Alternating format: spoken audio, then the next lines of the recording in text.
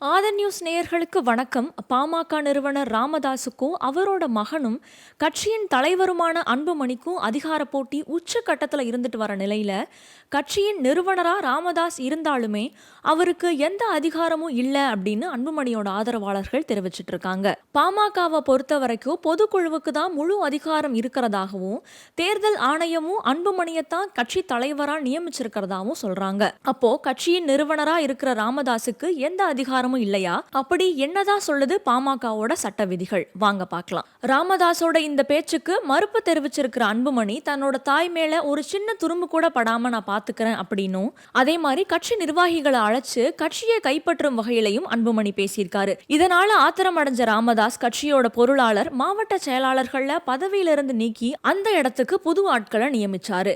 இதற்கு பதிலடியா அன்புமணி உடனே அவரவர்கள் பதவியில அவரவர்கள் தொடர்வாங்க அப்படின்னு அறிவிப்பு வெளியிட்டாரு. அதாவது பொதுக்குழு உறுப்பினர்களால கட்சியின் தலைவரா தேர்ந்தெடுக்கப்பட்ட அன்புமணிக்கே எல்லா நிர்வாகிகளை நீக்கிறதுக்கும் தொடர வைக்கிறதுக்கும் நியமிக்கிறதுக்கும் முழு அதிகாரம் இருக்கு அப்படின்னு சொல்லியிருக்காங்க. கட்சியின் நிறுவனர் ராமதாஸுக்கு எந்த அதிகாரமும் இல்லை அப்படின்னு பகிரங்கமா அறிவிச்சிருக்காங்க. இந்த மாதிரி ஒரு பரபரப்பான சூழல்ல தான் பாமகவோட நிர்வாகிகளை நியமிக்கிற பொறுப்பு ராமதாஸ் அவர்களுக்கு இல்ல, அன்புமணிக்கு தான் இருக்குன்ற விதி எல்லாருக்கும் தெரிய வந்திருக்கு.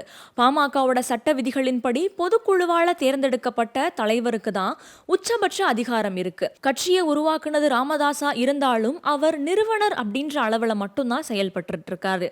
பாமகவோட தலைவரா 2022ஆம் ஆண்டு முதல் அன்புமணி இருந்துட்டு வராரு. இதனால மாவட்ட செயலாளர்களை நீக்கிறதா இருந்தாலும் புதுசா பதவி அளிக்கிறதா இருந்தாலும் தலைவர் எடுக்கிற முடிவே இறுதியானது.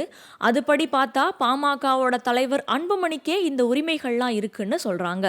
தேர்தல் ஆணைய விதிகளின்படி பொதுக்குழு கூட்டத்தை ஆண்டுக்கு ஒரு முறை கூட்டணும். தேர்தல் ஆணையம் அங்கீகரிச்சிருக்கிற தலைவரா அன்புமணி இருக்கிறதால பாமக நிறுவனரா இருக்கிற ராமதாஸ் ஒருவரை கட்சியிலிருந்து நீக்கவோ சேர்க்கவோ அதிகாரம் இல்லை. இதைத்தான் அன்புமணியோட ஆதரவாளர்களும் சொல்லிட்டு இருக்காங்க.